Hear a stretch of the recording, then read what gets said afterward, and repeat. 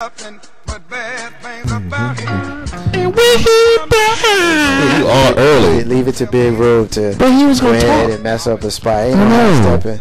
Ain't no half stepping with Marcus J. We're gonna go ahead and end the show with Big Rube and Carl Banks singing along with Dennis Edwards of the Temptations. Blah blah blah blah. And he don't even know the words. Man, I know the words. That's Ruben that don't know the words. I want to go ahead and end the show by sending out a couple of thank yous. First of all, our announcement that we made a little while ago.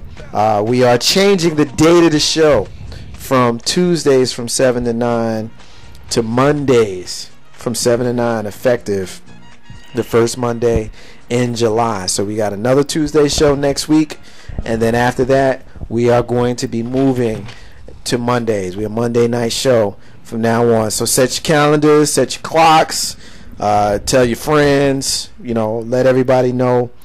We will be moving the show from a Tuesday to 7 p.m. to 9 p.m. show to Monday from 7 to 9 p.m. show. Same great show, same great crew. Everything is the same except for the day of the week that we're on. Monday nights, 7 p.m. to 9 p.m. Ain't no half stepping with Marcus J, with Big Rube and Carl Banks. We appreciate everybody that's listening. Hakeem, we appreciate it, man. We see all your hits on Facebook. We appreciate your support. Melinda, much love to you. Thank you so much for your support. Thank you so much for listening to us. I want to give a special shout out to K-Dub for always coming through, hitting us with the NBA. I want to give a special shout out to my sister, my cousin Terry, for coming through and having a nice debate on nice casual and fair debate that we had. We always agree to disagree, but we always do it with love, and that's how family do. Family like the family we got in this room with Big Rube, Calm Banks, and your man Marcus J. So we're going to leave it there. We're going to move on and end our show as we do every single week with our rants and with our closings. And as we do every week, we started off with the man on my left, the number one homeboy to your boy Marcus J. Not a slight to Carlton, but he goes first when it's time for rants. Yeah, I know. Big Rube, what you got for me, brother? You ready? I mean, I'm ready. It's Big Rube. It's a smash. We about to get down. I'm trying to figure out what's going on with our government, because to me it's just sad that every time I drive down the street, I see somebody on the corner saying, I have no job, I have no money. And I'm thinking to myself, wow, that's pretty terrible. Then I go to the next block and see the same thing, and the next block, and the next block, and the next block. First of all, don't get it twisted. Big Rube is not going to sit here and pander or joke on homeless, because that's not something to joke about. However, one thing you may not know is, in order to panhandle in the city of Richmond, you must have a panhandling license. It is $25. Now, with that being said, I don't understand, with all the stuff I hear we have to do, such as clean up our streets and all the other jobs that we could easily have, why can't we put together a center for people who are homeless and are jobless, who need help, to bring them in? Hey, you can sleep here, we will help you out, we will get you some sort of job until you can get back on your feet. A couple weeks ago, the Redskins are coming. It was announced that the Redskins are coming to Richmond for the OTAs starting next year. However, the sad thing about it is, the people in charge decided to put $400,000 on the side to help, build up their accommodations and things as such.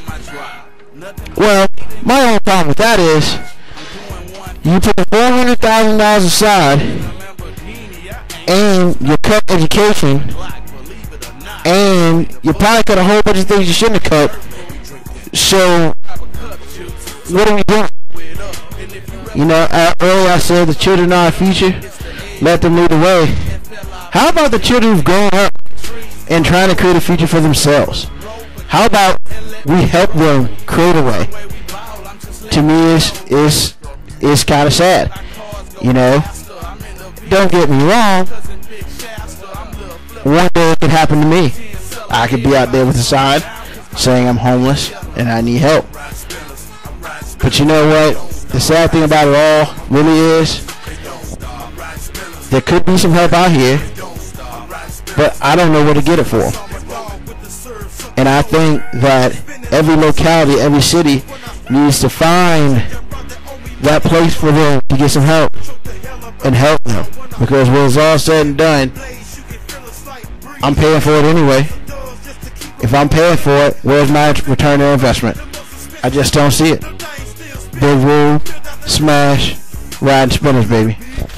I got you, Big Rule. Before I take it away, or I should say before I give it away to Carlton Banks, I got 2 hits that I want to share with regards to this the education portion that we were talking about. Melinda, who's been following us on Facebook, totally agrees the child needs to be a priority.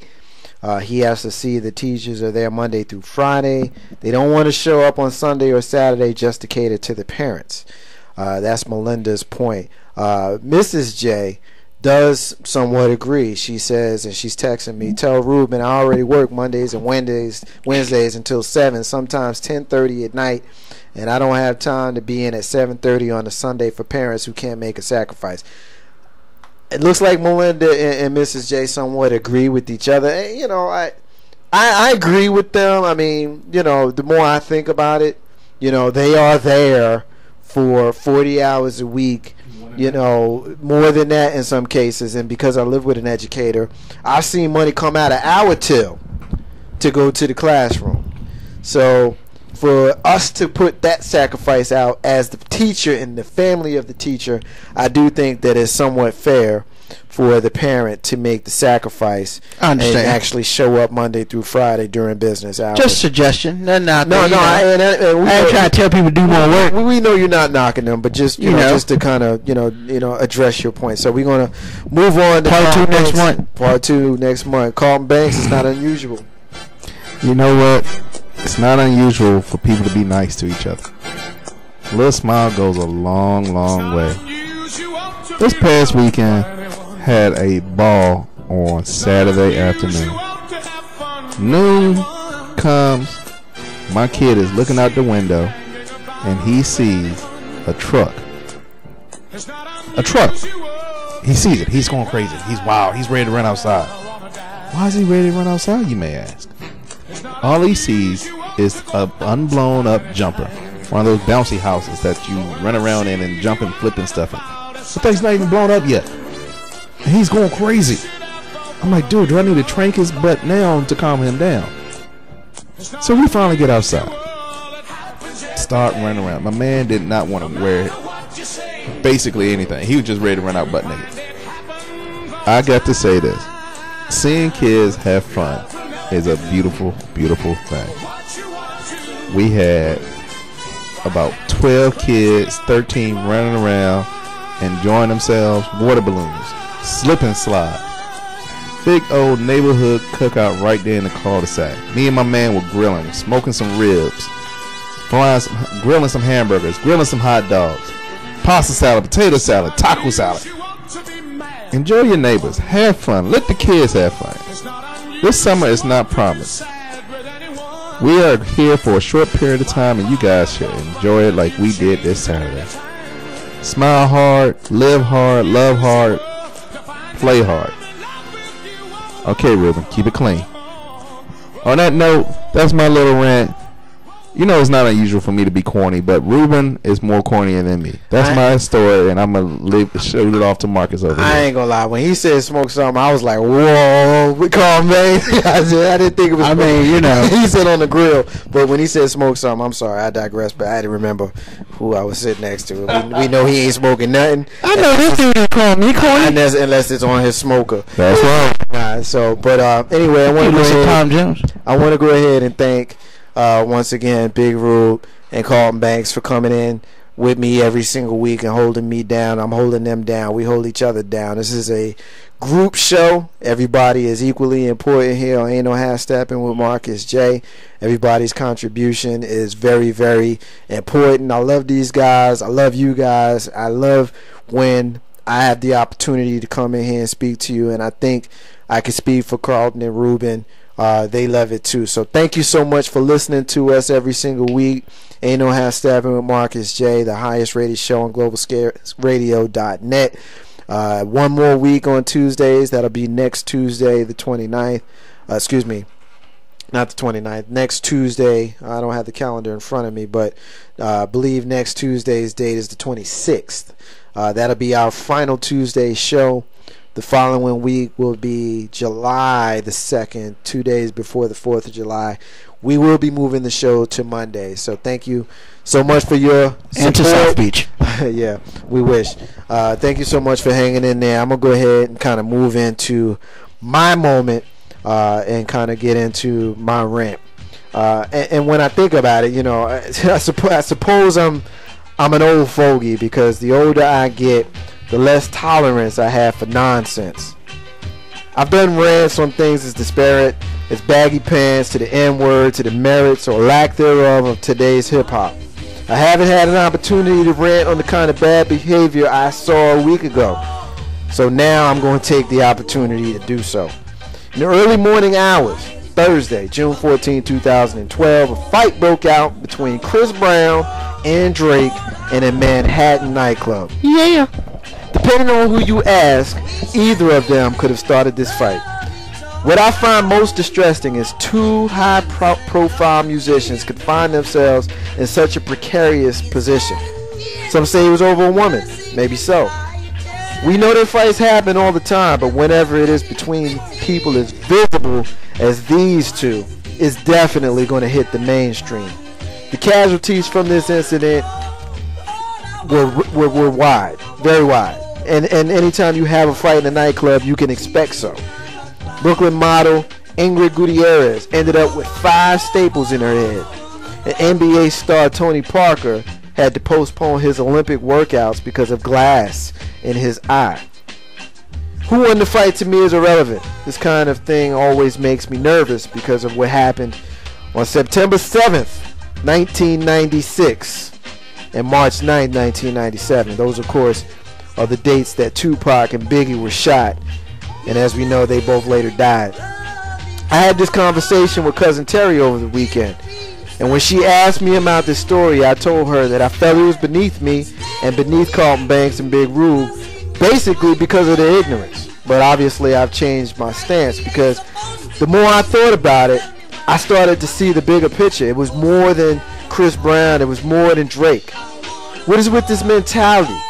What is with the mentality of anyone who feel it normal to throw bottles without prudence in a nightclub? What is with the mentality that anyone would feel it normal to throw punches so recklessly that women are injured in between you and another cat just because you're trying to show how tough you are? What a man you are.